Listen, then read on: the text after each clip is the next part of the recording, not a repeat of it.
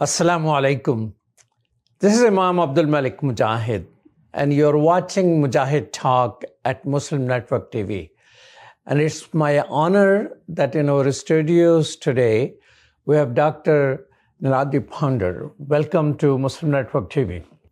Thank you very much, Imam. Assalamu alaikum to all the viewers. Thank you so much. She has served as Minister of External Affairs of South Africa and have been a minister for 20 years in South Africa.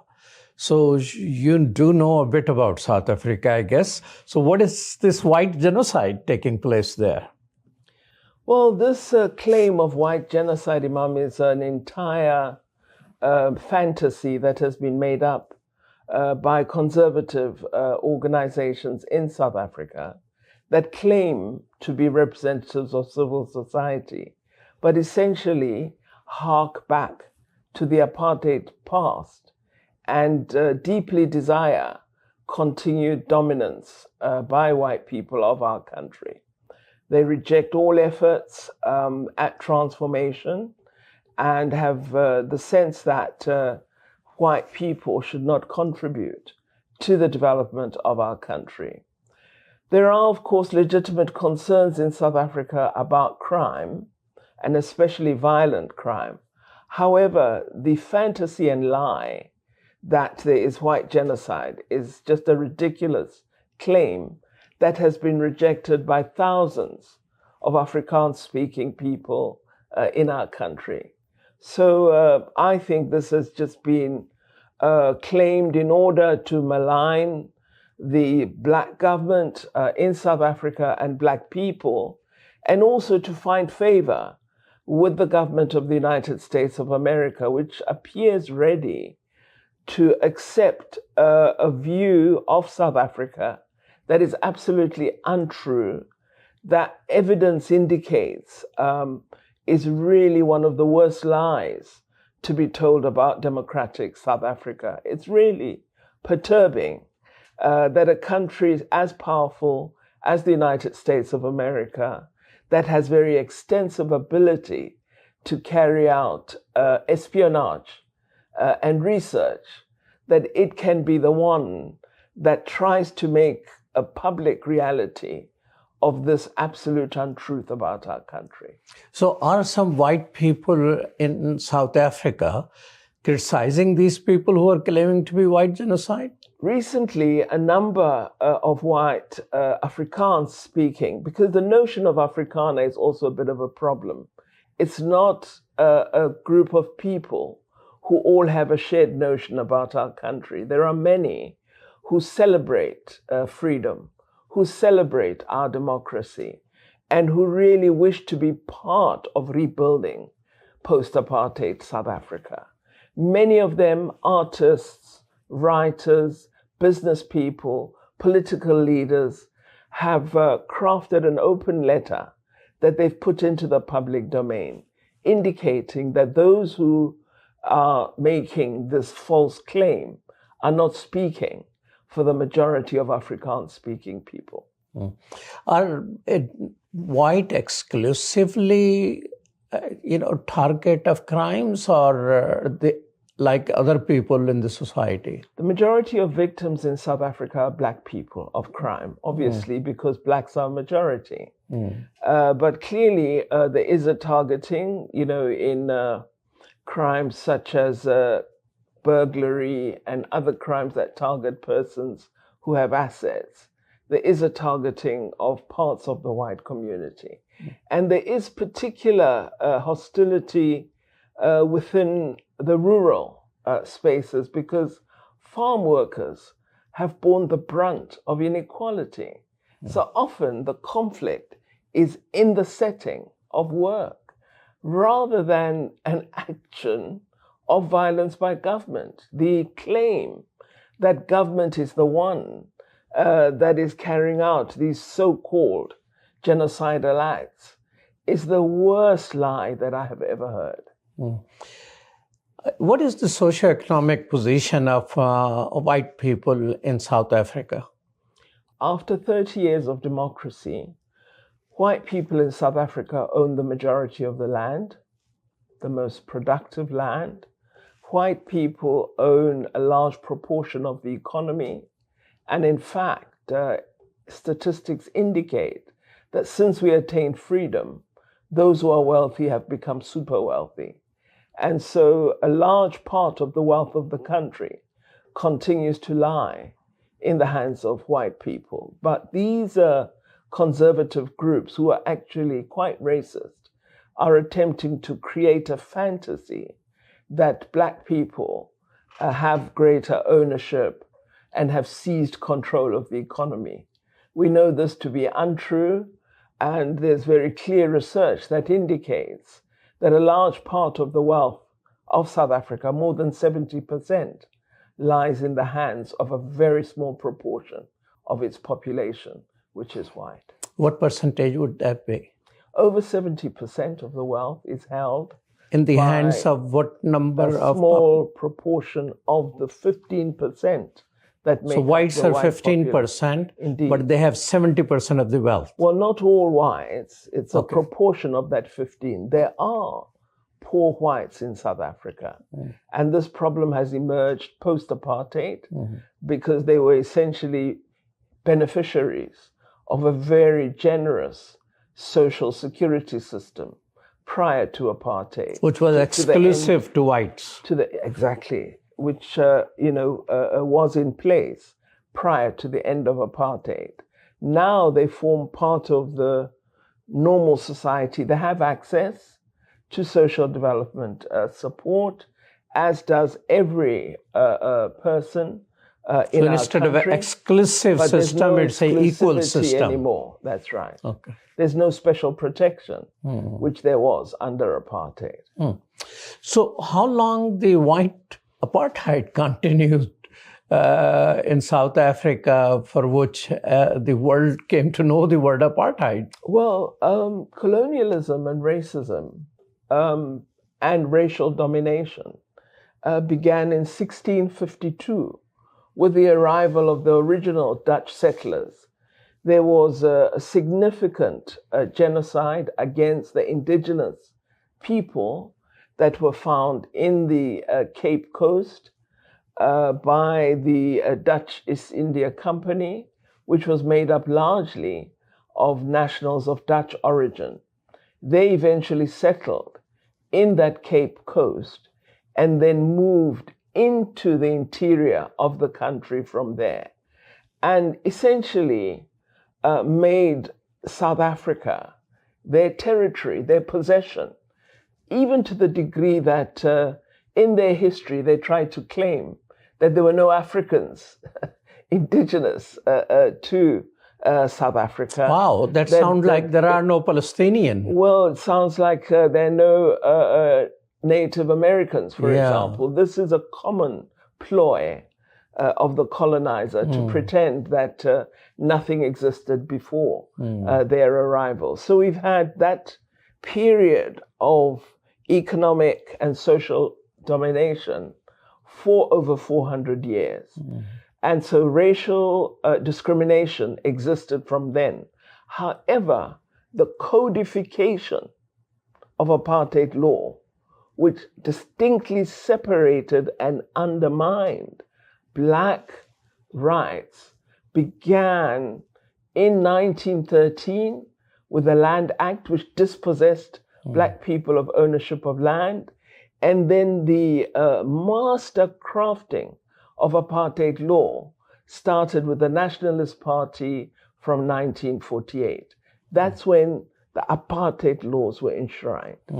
But it's been a long period with many elements of discrimination, of prejudice, of domination. Africa, after all the struggle against apartheid and for freedom throughout Africa, not just South Africa, became independent in the 60s and some in 70s. What is the state of freedom in Africa? Well, the nature of colonialism on the African continent had, vast differences. So with South Africa, you had occupier settlement, as you have in Palestine, for example. Whereas in other African countries, largely they were administered by colonial administrations from the colonial capital. So you didn't have large settler presence as you do in South Africa, as happened in Namibia and broadly in the Southern African region, then Rhodesia and so on. So for those countries that were able to fight for freedom, many of them have embraced democracy. A democracy really shaped in the Commonwealth, in Britain largely. So the institutions of democracy tend to reflect the previous colonial administration. And it's been quite a challenge for many newly independent African countries to define their own ethos, their own character of a democratic state. But in the past 40 years, I think there have been positive advances in enshrining democracy in many countries on the African continent. But we have these advances, then you have some missteps and retreats. And this is often extremely worrying. With respect to South Africa, we've been fortunate that we've had 30 years of democracy. We have a very progressive constitution. And in our neighborhood, I think with Botswana, Lesotho, we've done very well with democratic practice. And of course, Namibia is a thriving democracy. We have Eswatini, which is essentially a royal kingdom governed by the royal family. And so there isn't an open democracy in that country. And I think it's still something that is to be achieved by the people of Eswatini. Now, recently, there has been many countries in Africa where there has been voice and pushing away of French and French interest, but at the cost of the military taking control of those places. So is there a rise of new type of nationalism in Africa?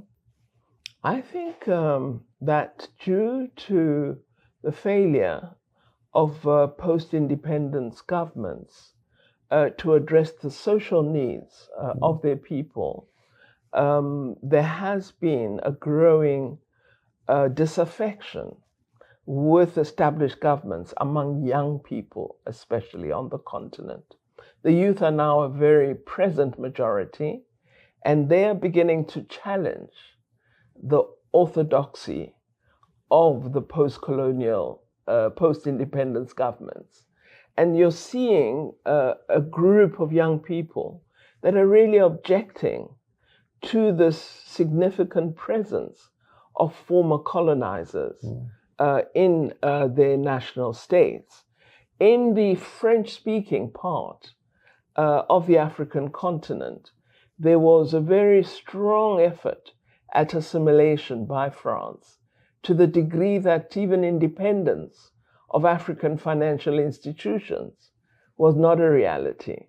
And so this strong link between the former colonizer based in Paris and their ability to administer parts of the financial capacity of independent African states has caused this raw feeling of anger and a need to radically alter this position. And that's when you've seen the uprisings we've had in Burkina Faso, in Mali, and other countries.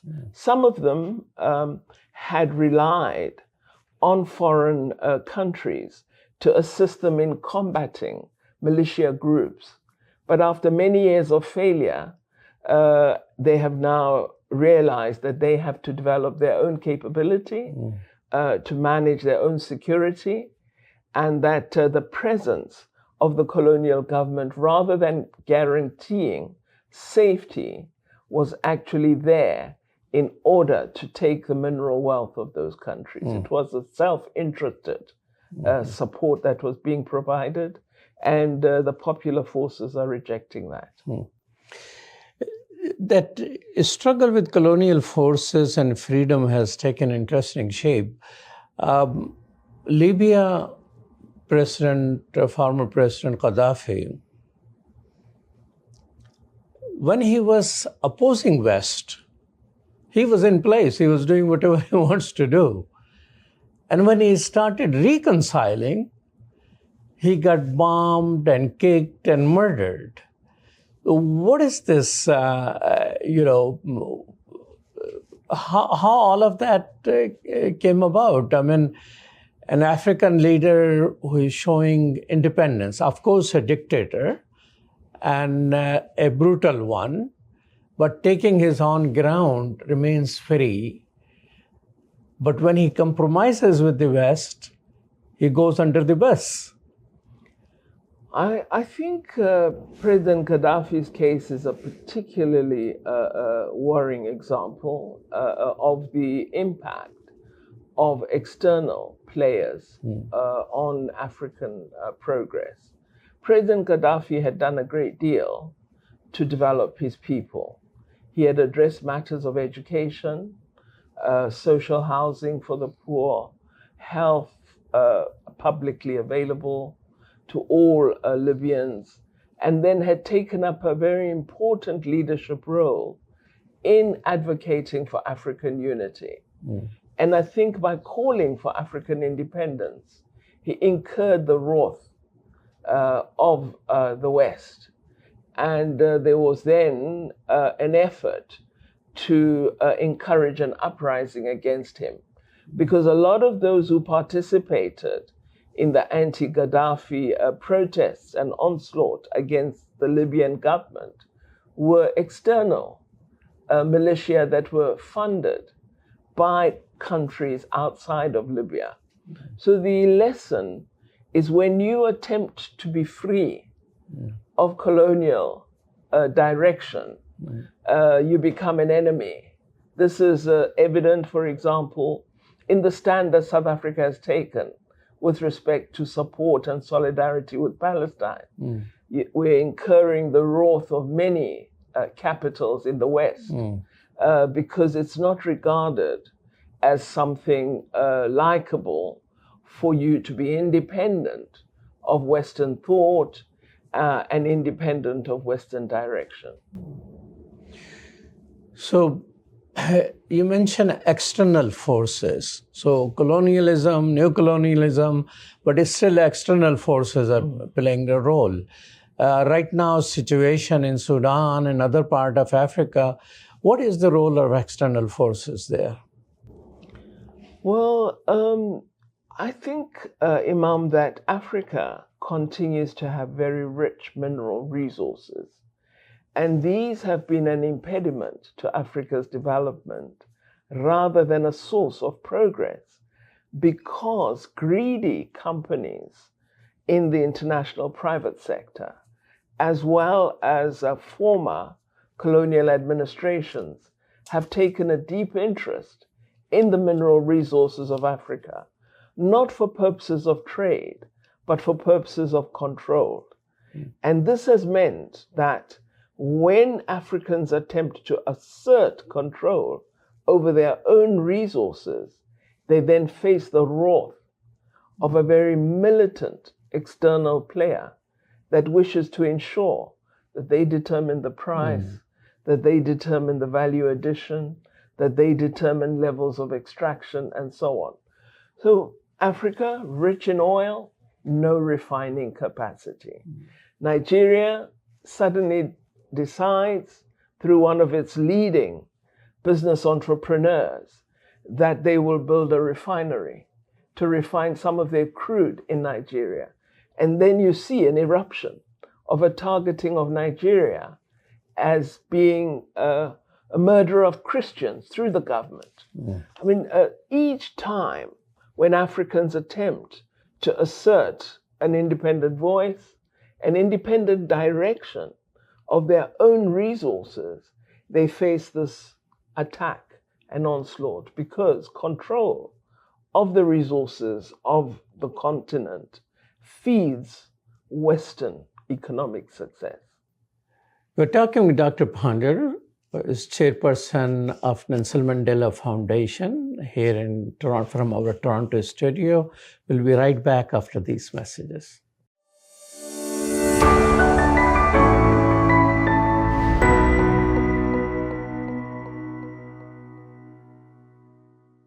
Welcome back to Mujahid Talk. This is Imam Malik Mujahid, and I'm talking with Dr. Naledi Pandor. Thank you so much for being with us. Dr. Pandor, what are the movements currently in Africa which are willing to challenge this suppression of Africa developing its own resources instead of being a source of raw minerals and raw resources for the former colonial powers?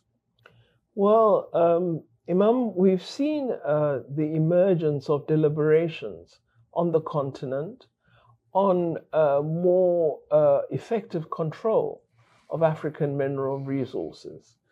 Just last year, all African ministers of minerals gathered together to craft an African strategy for control of rare earth minerals, because they realized that this is a targeted area and they need to immediately develop strategies to improve their management of those resources, because otherwise they will again be taken away from the continent. So you do see an emerging attention, but I feel it's not sufficiently urgent, and that much more needs to be done. There needs to be faster decision-making, greater deliberations about innovation, about value addition on the African continent. And then also, I think the issue of partnerships is necessary, because you're going to need technology and investment from elsewhere. So we need to be identifying who are the collaborators that we can best work with, who won't want to rob us of our resources, but will be ready to have genuine partnerships which result in African progress and development. So there is that emergence in the minerals sector. In agriculture, we are seeing greater attention to commercialization of agriculture, enhanced productivity, and the leading organ with respect to that is the African Union. We have an African strategy and plan called Africa 2063, and this strategy is for the development of Africa for a 50-year period. It was adopted in 2013. We have gone through the first decade.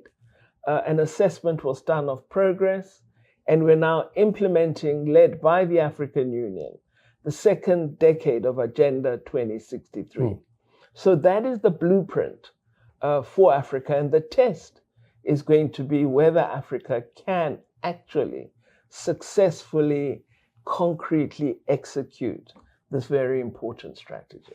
You mentioned partners who can deal on the equal footing. China at one time has this image of a kind partner with whom people can have relationship, and but China has changed itself. There used to be more socialist. Now it seems more capitalist driven, used to dress some local style, and now the westernized dress and all that.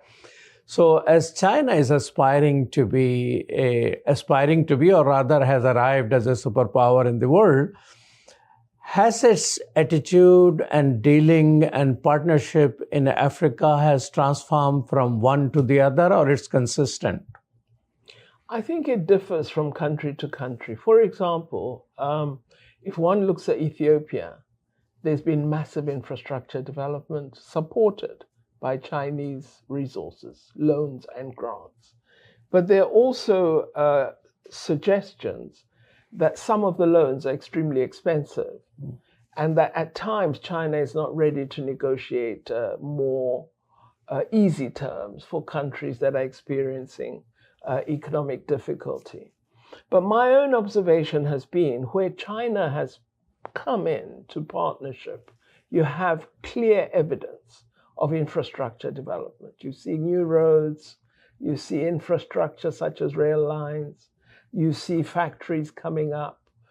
So there are aspects that have been extremely positive, but there are also concerns about ownership of some of the mineral resources and other elements of productive capacity on the African continent. So it's a kind of a blurred story with good parts to it, but some worrying elements. You know, you often talk about a better world. What is that better world which you're looking for? And do you see some sign of progress towards that better world? Well, I think when I talk of a better world, I'm really saying that out of the experience of struggle, we have come to believe in South Africa that it is possible for human beings to do good. We, through our leaders, were able to persuade many people in the world to support people they had never met and up to today have never really had a close connection with. But in their own spaces, those people internationally took up our cause and forced their governments through protest and other means to take an interest in helping us to end apartheid in South Africa.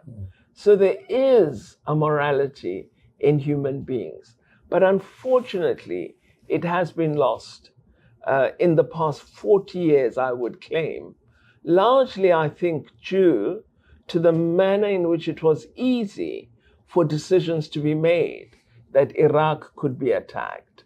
And I think since then, you've seen a diminution of moral authority and much more of a war-oriented attitude to the world. So I'm arguing that we need to return human beings to positive values, to an interest in social equity, to seeking to do good for others where we can, and to use our human agency to argue for better practices and those that promote social equity and the human dignity of every person. I was sitting in I think, Council on Foreign Relations gathering where Hillary Clinton, as Secretary of State, announced that we are no longer living in a unipolar world. There are other forces. What forces do you see rising? And are they independent forces, or they still are trying to play a game between other players? Well, I'm very excited at the emergence of BRICS.